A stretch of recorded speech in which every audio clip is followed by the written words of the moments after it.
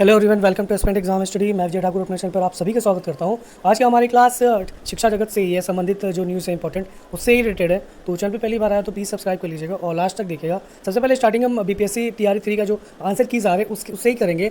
1 to 5 का answer की आया और फाइनल आंसर की और सदमा दिया, जिस पे आपत्तियाँ हुई थी, जिसको ज़्यादा छेड़छाड़ जिस प्रश्न पर नहीं हुए थे, अब बीपीएससी ने उस पर बुद्धि लगा के उसका आंसर चेंज कर दिया और जो चाहते थे उस पर कुछ नहीं हुआ। वैसे ही कुछ हमें जो कल 6 to 8 का आंसर की आया है उसमें ही भी वैसा ही कुछ देखने को मिला है और अब आपत्ति का भी आपके पास कोई मौका नहीं है किसी तरह का। चलिए आपको मैं बताता हूँ, ये चीज़ देख लीजिए। अंतर्गत विज्ञापन संख्या जो दे रखी है, नियुक्ति 6 to 8 के लिए आयोजित लिखित परीक्षा, पुनर्परीक्षा, भाषा सामान्य अध्ययन, हिंदी, अंग्रेजी, उर्दू, संस्कृत, गणित, विज्ञान के प्रदर्शित और संबंधित उत्तर पर उम्मीदवारों से प्राप्त आपत्तियों पर विषय विशेषज्ञों की समिति द्वारा समीक्षा की गई। समीक्षा उपरांत विषय विशेषज्ञों की समिति द्वारा तैयार किए गए अंतिम उत्तर दिनांक 9/9/2024 से आयोग के वेबसाइट पर उपलब्ध है। एक चीज़ आप ध्यान से देखिए, यहाँ पे क्या लिखा है, विशेषज्ञों की समिति द्वारा तैयार किया गया अंतिम आदेश, मतलब अब आपका इसमें कोई भी चेंज नहीं होगा और ना ही कोई आपत्ति करने का आपको मौका मिलेगा। जो भी आंसर किया आया है, जिस प्रश्न में भी आपको चेंज मिला है, वो आपका मनचाहा हो चाहे ना हो, तो आपको वही एक्सेप्ट करना पड़ेगा। चलिए आगे की न्यूज़ बताता हूँ।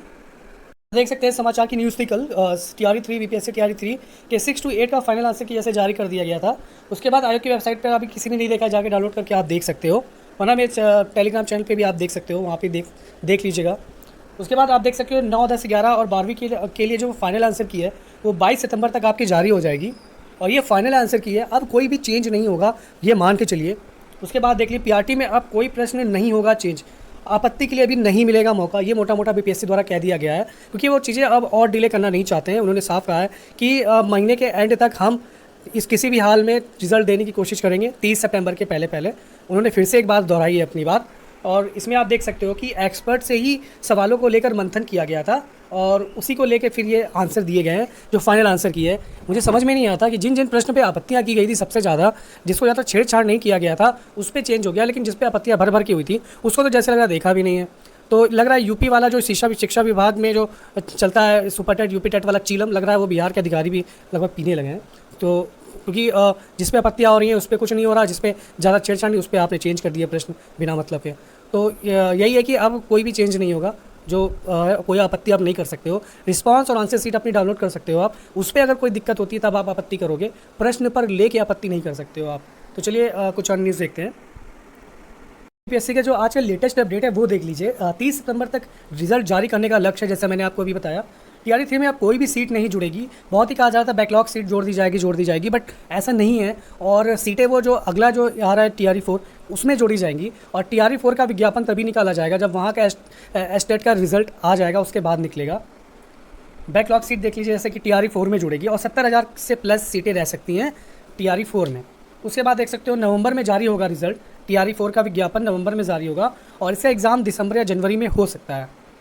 उसके बाद एस्टेट का रिजल्ट टीआरई 3 के रिजल्ट के बाद आएगा, उसके बाद ही ये जारी करेंगे भर्ती का, क्योंकि वो ज़्यादा से ज़्यादा मौका तभी बिहार वालों को मिल पाएगा ना जब एस्टेट का रिजल्ट आएगा। यूआर सीट पे जो सीटें बढ़ेंगी तो वो बाहर की महिलाओं के लिए उस पर कोई लाभ नहीं मिलेगा, ये भी बताया गया है। तो एक मोटा मोटा ये समझ लीजिए चीज़ें आप कि बीपीएससी टीआरई 1 to 5 हो चाहे 6 to 8 हो, आंसर की में कोई भी अब चेंज नहीं होगा, आप आपत्ति नहीं कर सकते हो। उसके बाद इस रिज़ल्ट इसका 30 सितंबर के पहले पहले जारी करने का कोशिश करेगी बीपीएससी, और बाकी जो न्यूज़ होगी अपडेट होगी मैं आपको बताता रहूँगा, प्लीज़ बने रहिएगा चैनल पे।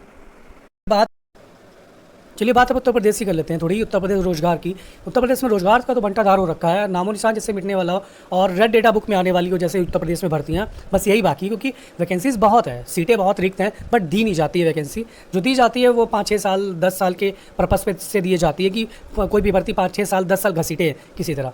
तो उसी के केस में जो हमारे राज्यपाल महोदय उन्होंने कल एक चीज़ कही कि जो युवा है प्रदेश के वो सरकारी भर्तियों के चक्कर में ना रहें, सरकारी भर्ती आ ही नहीं रही है तो कैसे चक्कर में रहेंगे, समझ में आता ही नहीं है। उसके बाद आप चाहते हो स्टार्टअप करें तो स्टार्टअप के लिए इंफ्रास्ट्रक्चर आप चाहते, इंफ्रास्ट्रक्चर युवाओं की तरफ से कोशिश आप अमेरिका वाली चाहते हो, लेकिन जो आपको अपनी तरफ से सुविधाएं देनी है, लोन मुहैया करवाने हैं, वो आप बांग्लादेश से भी बदतर है आपका। अगर आप लोन लेने जाओ स्टार्टअप के लिए भी, जो रियलिटी मैं बता रहा हूँ, मैं भी गया हूँ स्टार्टअप के लिए कई जगह, आप सबसे पहले आपकी प्रॉपर्टी मांगते हैं, प्रॉपर्टी के होगी तभी आपको लोन दिया जाएगा। उसके बाद अगर आपकी प्रॉपर्टी नहीं है तो आप उसके बाद भी आपके पास एक चलता हुआ बिजनेस चाहिए। आपके आइडिया के ऊपर कोई पैसे नहीं लगाते हैं कि आप आइडिया लेके जाओ बैंक दे देगा, कुछ नहीं होता वो। तो सरकार बोल देती है बैंक के पास जाओगे बैंक जूते मार के भगा देगी बाहर। आप रियलिटी यही है। तो स्टार्टअप चाहते हो कि करें तो उसके लिए पहले सुविधाएं भी तो दीजिए आप। गुजरात नहीं है कि जहाँ पे हर युवा एक पैसे भरे पड़े हैं सबके पास, 6-6 साल 7-7 साल से भर्तियाँ नहीं आई हैं, पेरेंट्स तक के पास पैसे खत्म हो चुके हैं, कहाँ से वो एक युवा बेरोजगार को घर में बैठा के खिलाना आसान नहीं होता है। युवाओं ने प्राथमिक शिक्षक भर्ती के लिए जो डीएलएड अभ्यर्थी हैं 2017 बैच से यूपी में भर्तियां नहीं आई है टीचर की प्राथमिक के क्षेत्र में। एक बड़ी भर्ती आती थी या छोटे छोटे टुकड़ियों में उसके पहले भी आती रही है, बट 6-7 साल से तो जैसे रोक लग गई है कि नहीं देंगे, मतलब सीधे नहीं देंगे। इस स्कूल ख़त्म कर दिए जाते हैं कि जो भी छात्र और शिक्षक का अनुपात हो वो ऑटोमेटिकली बराबर हो जाएगा। तो लगभग 50,000 स्कूल अभी तक 17 से अभी तक देखें तो बंद करने के कगार पे हैं।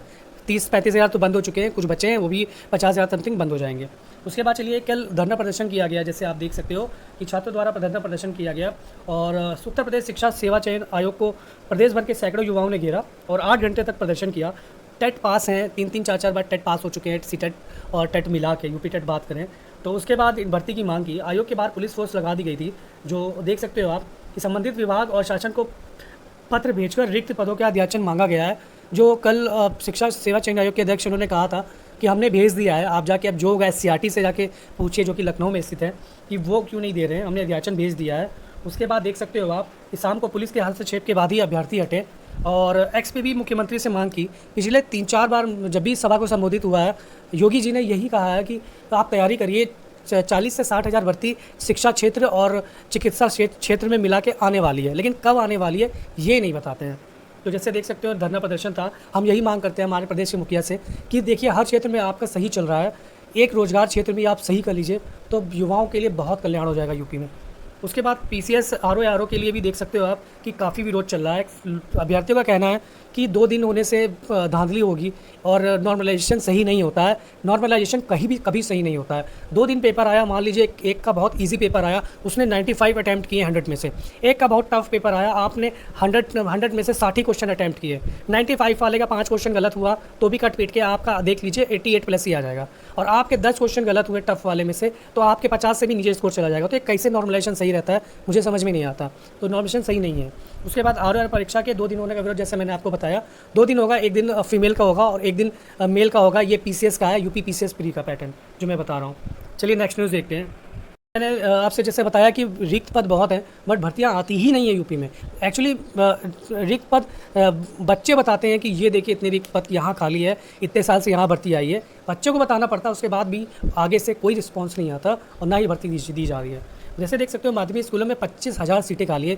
इसी तरह प्राथमिक की बात करें तो कम से कम उसमें 1.5 लाख के आसपास सीट खाली है, रिक्त पद है। लेकिन वही चीज़ है, स्कूल ख़त्म कर दे रहे हैं पीछे से, तो जो रिक्त पद है वो ऑटोमेटिकली ख़त्म होते चले जा रहे हैं। पत्र लिख के दिया गया है कि इतनी टीजीटी पीजीटी और 6 to 8 में इतनी वैकेंसी खाली है और जूनियर एडेड में वैकेंसी खाली है, उसमें जल्द से जल्द उन सीटों को भरा जाए और जिनके भी एग्ज़ाम बाकी है उनके एग्ज़ाम कराया जाए टाइम पे। तो आज के लिए इतना ही। जैसे ही कुछ होता है और भी टीचिंग से जुड़ी न्यूज़ तो मैं आप लोगों से जरूर शेयर करूँगा। प्लीज़ बने रहिए चैनल पर।